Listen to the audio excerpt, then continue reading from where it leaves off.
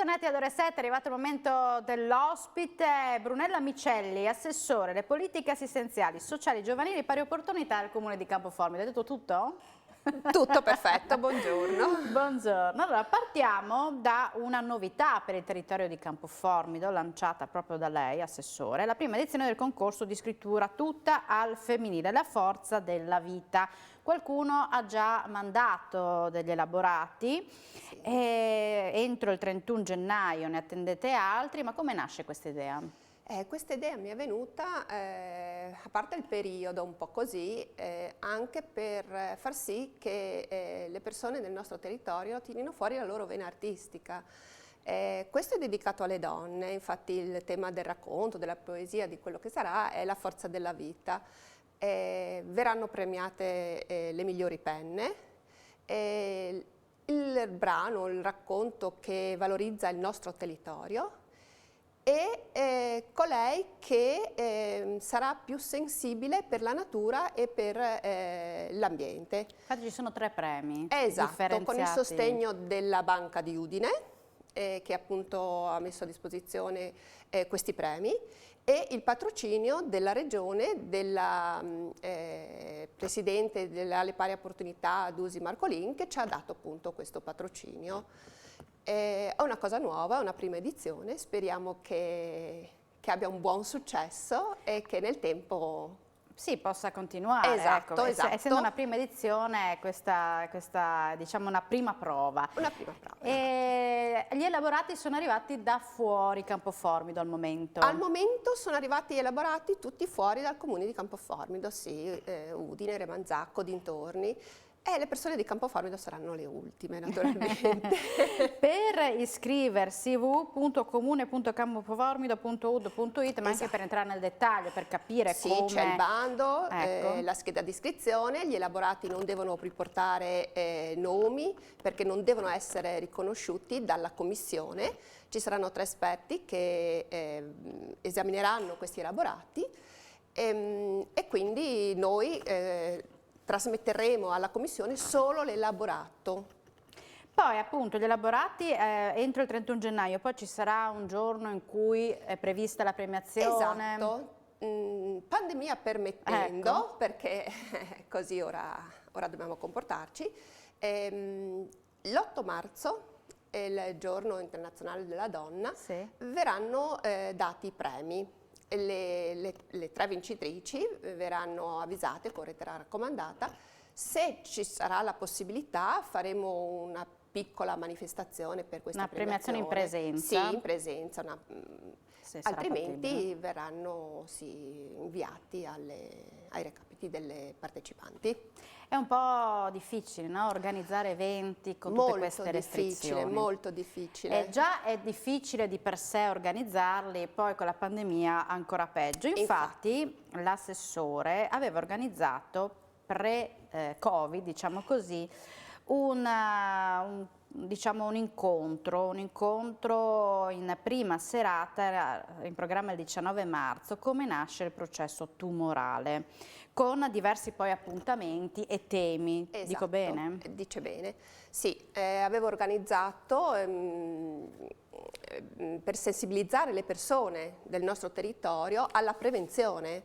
Sì. E quindi con la collaborazione della LILT di Udine avevo organizzato delle serate informative appunto sul tema oncologico dove c'erano i relatori relazionavano sul tema della serata e in quell'occasione i partecipanti potevano prendere degli appuntamenti e iscriversi per le relative visite gratuite o nella sede della LILT o in uno studio messo a disposizione dalla nostra farmacia Patini locale, visite gratuite per quel che riguarda la pelle, il cavo orale, il seno e anche altro inerente appunto anche alla figura maschile. Certo, questo per sensibilizzare la popolazione insomma è anche molto utile. Certo, abbiamo sottoscritto una convenzione ora in questo periodo purtroppo che abbiamo dovuto sospendere, ma appena si potrà riprenderemo e queste serate verranno comunque fatte. Tutti i cittadini possono, previo appuntamento, seguendo tutte le regole naturalmente, il protocollo per Covid, recarsi alla sede LILT e fare le visite gratuitamente, una all'anno. E questo è molto importante, sì. E soprattutto in questo momento dove dobbiamo stare molto molto attenti anche alla prevenzione. Esatto, che è un po' trascurata, sì. causa appunto questa pandemia. Purtroppo gli ospedali sono ormai saturi e quindi la prevenzione un momentino ha fatto un passo indietro, cosa che invece sarebbe bene riprendere. E questa purtroppo è saltata il 19 marzo perché era l'inizio proprio della pandemia. Sì. E questo era un altro tema, però io vorrei parlare di giovani del paese, di Campoformido, che l'assessore segue da vicino, infatti ha l'assessorato anche appunto alle politiche assistenziali sociali e giovanili, e vorrei partire con una clip. Perché i giovani vicino alla lingua friulana, mettiamola così come tema, e devo dire che i giovani di Campoformido sono molto bravi perché hanno realizzato diversi lavori. Sì, non sono proprio tutti di Campoformido, qualcuno di Campoformido, ma il nocciolo è del comune di limitrofo di Basigliano. Bene. Il signor Daianei, la compagnia Dalanel. Vediamo questa clip, così poi l'assessore ci spiega di cosa si tratta. Ho cognoso da metà di Waltris, dome la metà, te ho provi per manco da metà di Waltris, metà dalla Fiat che meretais. Ti aiuterai a portare queste chiavi, Frodo Beggins, fin quando tu verrai portare. Se con la mia vita o le memoir o arriverai a guardarti, lo farai. Tu hai la mia spada. E il mio arc. E la mia manarie. Beh, come l'avete realizzato? Come nasce questa idea? Allora, nasce questa idea dai ragazzi appunto del mio comune di nascita. In tempo di chiusura totale, invece di stare appunto sui tablet, si sono inventati questa bella iniziativa, la traduzione, visto che sono anche degli appassionati di Tolkien, dei film, questo è il primo film, Il Signore degli Anelli, con il sostegno dell'Arlef e della Società Tolkieniana Italiana, che è il presidente onorario ora è Paolo Paron, praticamente l'hanno doppiato. Ma non è semplice. Non è semplice, è un grande lavoro, e per questa bella iniziativa che mi ha veramente colpito, appunto io ho ideato ho promosso una serata per loro, appunto dedicata appunto a questa traduzione, a questo doppiaggio, e comunque tutto quello che si vuole sapere per curiosità o per anche avvicinarsi a questa bella iniziativa si può andare sul sito internet del Signore degli Anei, su Facebook, Twitter, e ci sono tutte le informazioni e uno può anche scoprire qualcosa di diverso.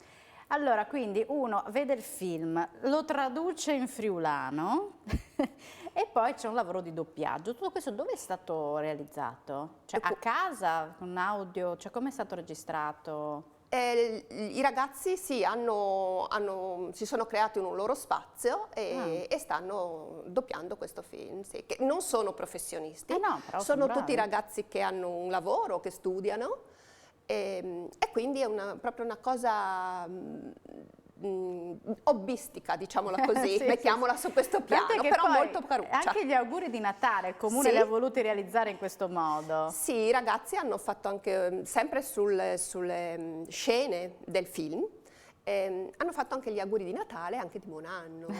Sì. È davvero simpatico e originale come iniziativa. Questa siete riusciti a organizzarla il 26 settembre con le mascherine, con il distanziamento? Sì, con gli distanziamenti, purtroppo con ingresso limitato. Sì, abbiamo fatto una bella serata dove c'era appunto il relatore Paolo Paron con due musicisti dove hanno raccontato delle storie e delle musiche tradizionali e poi abbiamo dato il trailer appunto uno spezzone di questo film con i ragazzi che anche loro hanno fatto sì, la loro relazione. Un modo anche per avvicinarli alla lingua friulana, per chi non la Esatto, sa, alla magari lingua la impara anche così. minoritaria, esatto, sì, sì, sì. Bene, adesso però c'è attesa per i racconti, questa è la novità dell'amministrazione, dell'assessorato del momento, quindi c'è tempo fino al 31 Esatto. di gennaio. Quali sono le aspettative? Quanti racconti pensa di riuscire a... Più racconti arrivano e più regali mi fanno. È una cosa nuova, il nostro territorio non è abituato, non è istruito per fare questi tipi di attività. È vero che abbiamo tanti artisti nel nostro territorio comunque, ma sono tutti nascosti. Hanno paura della visibilità probabilmente, quindi sì, mi aspetto alcune domande, una decina sono già arrivate, comunque più arrivano e ripeto, più regali mi fanno, anche perché ho in prospettiva altre iniziative, non solo per le donne naturalmente. Ecco, quindi è esteso anche agli uomini questo tipo di iniziativa più avanti? Sì, come assessore alle parità di genere io ritengo che sia corretto e giusto proporre qualcosa per entrambe. Certo. E quindi sto lavorando a un progetto che come titolo senz'altro avrà le mani, quindi belle mani, mani d'oro, non lo so, il titolo ci penserò, per valorizzare appunto le persone che si sono create o un'attività artigianale o anche un hobby e che quindi costruiscono qualche cosa. Possiamo spaziare tra la pasticceria o il dolce tipico che è stato la ricetta che è stata scavata nel tempo e quindi una cosa dell'antico, oppure anche realizzare pizzi, merletti, cucito, pittura. Si riproporre anche un po' i lavori del passato, esatto, la manualità. Esatto, la manualità. Bene, io ringrazio l'assessore, magari ci rivedremo quando si potrà realizzare il tutto anche in presenza. Grazie a Brunella Micelli e un saluto a tutta l'amministrazione comunale di Campoformido. Buon lavoro e buona giornata. Grazie e arrivederci. Noi andiamo in pubblicità tra poco.